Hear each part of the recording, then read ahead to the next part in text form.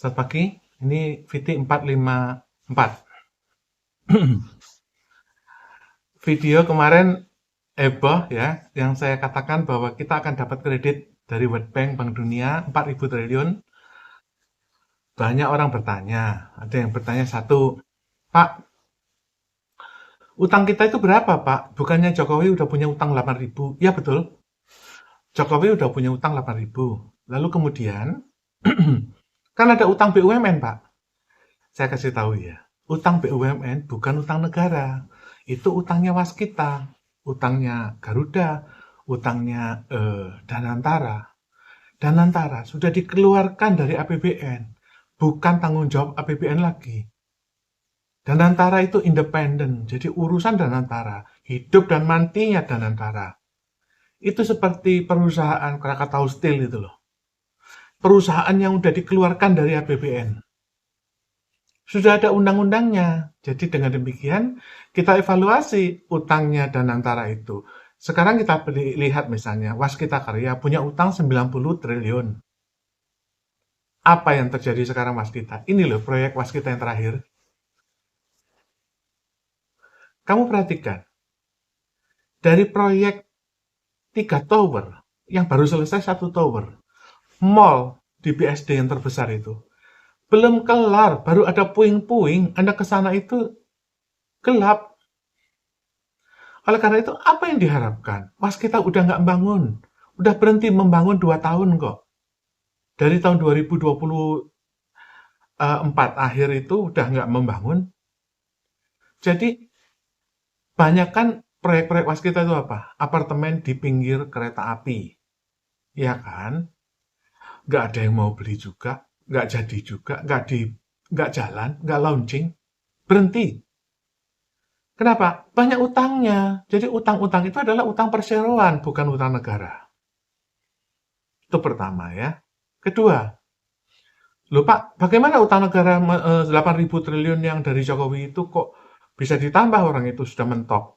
Ntar dulu, yang 8.000 itu mendapatkan abolisi. Gitu loh. Tahu nggak abolisi itu apa? Abolisi itu pemutihan. Pemutihan, ada yang bayarin. Ya. Jadi ada surat kepada Bank Indonesia bahwa utang Indonesia itu akan disettlement. Dicicil, ada yang nyicil kok. Jadi anggaplah utang itu utang lancar. Sehingga dengan tambahan 4.000 itu karena apa? Kenapa kok Jokowi utang udah mentang menggeh-menggeh sampai cari utang gelap Cina lalu ditangkap Xi Jinpingnya? Ya itulah karena kesalahan Xi Jinping dan Jokowi, maka Xi Jinping dicopot. Ini beritanya. Front. The economy is collapsing. The real estate sector is disintegrating. Business leaders are jumping to their deaths, and the United States has declared China no longer has a seat at the global trade table.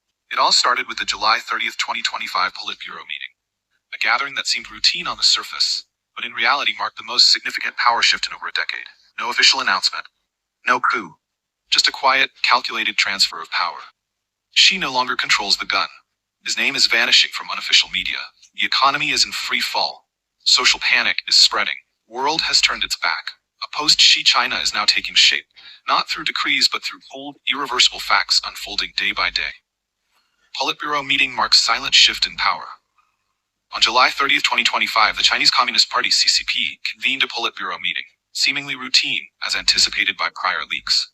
Officially, it was meant to discuss the economic outlook for the second half of the year and prepare for the upcoming fourth plenary session of the 20th Central Committee, expected in October. But beneath the scripted economic rhetoric lay an intense, hidden power struggle, one in which Xi Jinping no longer held the reins. Xinhua News Agency, the party's official mouthpiece, repeated its usual jargon: high-quality development, structural reforms, stabilizing the big picture. The vaguer the language, the deeper the instability. Everyone knew the fourth plenary session, originally slated for late 2024, had been delayed for nearly a year, not due to logistics, but because of chaos at the top of the CCP power pyramid. Most strikingly, according to internal sources, General Zhang Yuxia, vice chairman of the Central Military Commission (CMC), was appointed interim chairman during the July 30th meeting. It was an unprecedented move in recent memory, an unspoken dismissal paired with a quiet promotion. The message was unmistakable. Xi Jinping, once hailed as the core leader, no longer held the sword of military power. In China's one-party system, the head of the Central Military Commission isn't just the commander-in-chief. They wield the ultimate weapon protecting the general secretary's political survival. Xi understood this better than anyone. He once used the CMC chairmanship to dismantle Jiang Zemin's faction and neutralize generals loyal to Hu Jintao. But now he's the one being silently disarmed. Since late 2023, a wave of purges swept through the top ranks of China's military. Defense Minister Li Shangfu and his predecessor Wei Fenghe were abruptly removed. In October 2024, Miao Hua, head of the CMC Political Work Department, was ousted, and Vice Chairman He Weidong vanished after the March 2025 two sessions. This wasn't just another tiger hunt under Xi's anti-corruption campaign. It was a full-scale internal operation targeting the military command structure, and it was orchestrated not by Xi, but by Zhang Youguofia, a veteran general once trusted by Xi, who has now turned the knife quietly and decisively. Zhang's appointment as interim CMC chair may be labeled temporary, but in substance, it marks a collapse in Xi's grip over a vital pillar of his authority. Zhang didn't need to make a declaration. No swearing-in ceremony, no formal transfer of command. He simply seized control of the military. The rest was just formality. Another critical sign came in June 2025, when Xi personally chaired a Politburo meeting to pass a new policy document. Regulations on the work of central decision-making coordination bodies. This was widely seen as Xi's last-ditch attempt to centralize decision-making under his personal control and fend off a return to collective leadership. But shortly after, that very same document was brought up again for discussion at subsequent internal meetings, an unusually bold move within the halls of Zhongnanhai. It suggested that the political elders and rival factions were pushing back hard. There are no coincidences here. When a sitting leader must defend the way they make decisions, it means they are no longer trusted to make decisions at all. Behind the polished talk of economic stability, the July 30 Politburo meeting was, in essence, a turning point, a sign that Xi Jinping had lost control of both the military and the party's central decision-making apparatus. When the weapon of last resort, military power, is no longer in your hands, it doesn't matter if you still hold the titles of General Secretary or President. Xi has become a sidelined figure, shadowed by the very system he once built to dominate.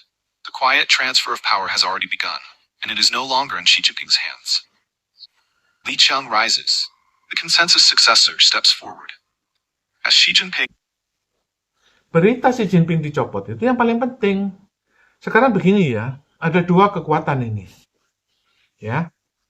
Ini Amerika nih.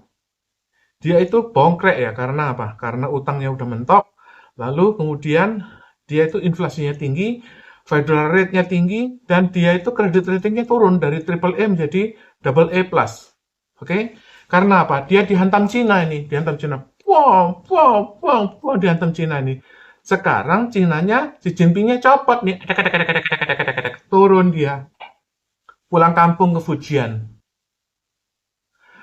Prabowo mau minta apa kepada Amerika ini? Mau minta apa? Kalau cuma utang 4.000 triliun, dikasih. Bahkan utang pesawat Boeing 50 biji pesawat Boeing itu, yang pesawat jet yang antar benua itu, yang menuju Amerika dan Eropa.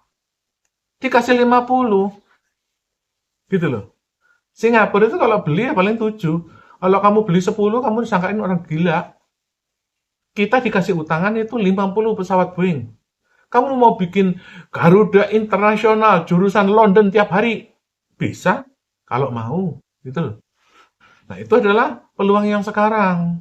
Oleh karena itu, jangan ngomong lagi, kita ekspor Cina, ekspor Cina, ekspor Cina. Cina mati lampu. Jadi, orang presiden itu bukan seperti direktur perusahaan, di mana, perusahaanmu banyak utang ya kamu cicil dulu. Ini presiden itu bukan diukur dari kemampuan manajerial, dia bukan manajer, bukan direktur. Presiden itu adalah pemimpin, raja, dia raja. Kalau kamu tersambung kepada otoritas,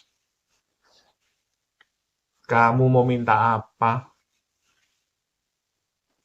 Sudah, semuanya harus siap-siap. Ambil kredit, kita pesta lagi, karena kita punya raja, pemimpin yang mutakhir, Prabowo Subianto.